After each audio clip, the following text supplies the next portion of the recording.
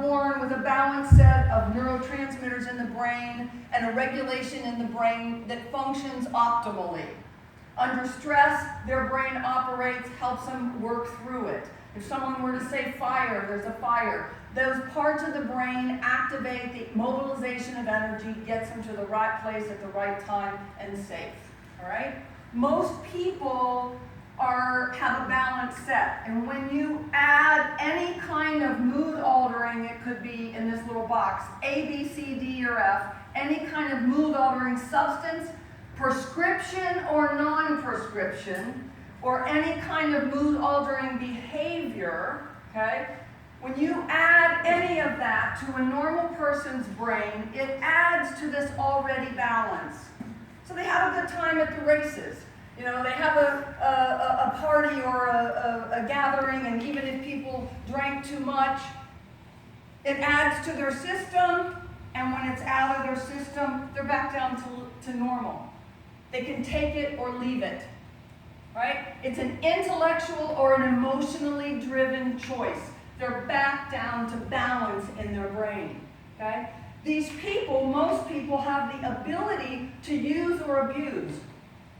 And I'm a clinician in private practice, and I have to discern when someone comes in, is this, what side of the track are they on? If I help them with emotional skills, because they really don't have good emotional skills, and they learn how to, manage stress in better ways than drinking or partying or whatever, then they can go back to normal use. It's an intellectual choice. Most people have the choice whether they're abusing every day or not, to cut back, let it go, and put a period after it. Most people have that ability. What we now know and have known for years is that some people are genetically hardwired towards the brain disease of addiction. And what happens is they don't know it until they grab one of the substances or behaviors, prescription or non-prescription, that literally activates their brain disease. It's like coming home.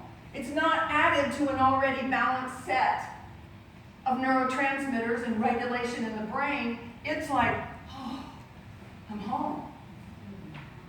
It just feels normal. Most addicts will tell you they had a love affair with whatever it was from the very first moment they experienced it. And then the brain begins to seek it, and as the brain seeks it, and as they continue to use, what we know today in the field of addiction is that the brain starts to carve out neuronal pathways that start to knock them off of their center. And it begins to look like this. They go from looking normal to all of a sudden, whatever it is, substance or behavior, they start off-center, and they start to, instead of having contact with you, they start to seek this. And the more powerful the drug, the younger they are, the faster they go down. Right? And what happens is they can't see the world as we can see it. They begin this desperate search for wholeness outside of themselves. And no matter what you say, no matter what the consequences are, they will continue to use until they die. This disease is hardwired once activated to kill its victims. Bottom line.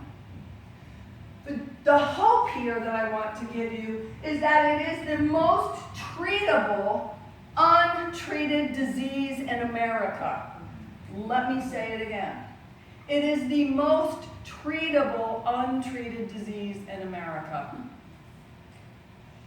But we've got some doors that need to be open to get us back to this statistic, because right now, most people are dying. Right? And let me give you a little bit more on the brain. We know today, many of the experts in the field, they consider it a biopsychosocial disease. So it's not just rooted in the brain in terms of the neurochemistry. It also totally affects the psychology of a human being. They begin to believe that it's not their using that's causing problems in their life, it's the problems in their life that are causing them to use.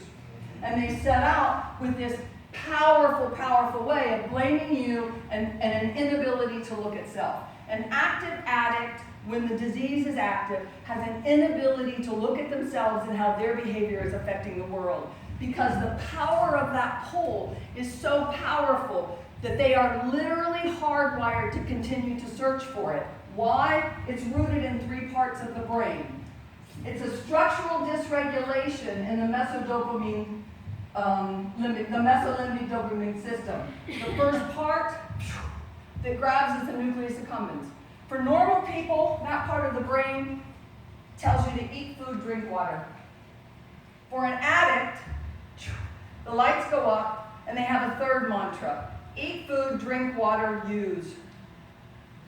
It is a primal instinct. That's why to an average person it looks crazy what they're doing. But to an addict, their brain is saying use or die. And that voice gets louder and louder and louder the longer the disease progresses. Which is why I'm empowered to educate people about this disease. Because the sooner we get them off of this pole, the more likely they're going to get help and to get into recovery and stay with this disease in remission. So when the nucleus accumbens, it pulls, then it carves out, which is why we call it today a structural dysregulation in the brain. It's not just an imbalance. It's a structural imbalance. The next part that grabs is the ventral tegmental area, or the VTA. And the VTA is where the amygdala is housed. And the amygdala is what is activated. The amygdala is what is activated when we're under stress. So that's why addicts have first thought use. First thought use. Okay? So under stress, they want to use. And then the frontal and the prefrontal cortex, the executive functioning of our brain that makes our decisions for us, it gets hijacked and it says, using worked the last time, it'll work again. It never feeds in the consequences. It just keeps reinforcing the loop. It'll work again, use. So the whole structure of the brain is pulling them to die. Where we come in the integral Qigong and Tai Chi, what we do is, because what we know in 12-step programs, go to meetings, read the big book, call your sponsor. It's action, action, actions. Support, people, eye contact, hugs, read, learn, and steps 2 through 11 of the 12-step process are all about inner alchemy and inner transformation. It is exactly what we're doing here, right? And so I believe that in addition to 12-step programs, which is the vital piece in here, to fill this in, you've got 12-step programs, and then we know through research, another huge piece is the integrative mind-body practices. Tai Chi and Qigong bring us back home to ourselves. When I'm working with addicts, I really focus feet, breath, hands, breath. Get their head out of this position and drop them back down into themselves. And they don't teach that in 12-step programs, right? We have the doorway to integrate them back into their bodies in a safe and powerful way to help rewire the brain. And what I want to say is, and that's why I teach the practices, the intentful corrections, the 9 phases, all the vitality enhancement methods. The simplest part of our program, the early part of our curriculum, are all the tools that addicts need to increase the likelihood that they will have the power to say no, because the brain is going like this. And in time and recovery, the brain rewires itself. It doesn't go away. I am in long-term recovery from the brain disease of addiction. I have over 36 years of abstinence, okay? This disease is treatable, okay? But what I have to do is, anchor to all of my support. We change our lifestyles, healthy eating, protect our sleep, quiet time, the integrated mind-body health practices. What fills in this hole today, and for people who sustain long-term recovery, are the principles of functional medicine and the principles of the integrated mind-body practices, leading cutting-edge research. So if you follow what's happening in America with addiction, we literally need to all be inspired, and that's my hope here, is that you walk away. This is bigger than just helping with some of the issues of health. This is really helping bring our young kids who are through the internet and all the phones and all the technology, it is activating their disease much earlier. It's really frightening. The drugs are getting more powerful than they ever did, and they're taking our young people away from us and down earlier, okay, and faster. And these practices, if we teach them in our homes early, they have them to fall back on. And if we teach them in recovery, they have them to speed up that whole ability to manage their own body and go inward in a safe way.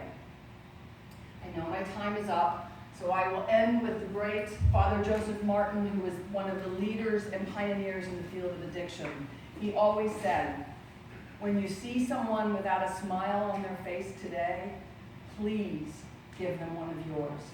Thank you.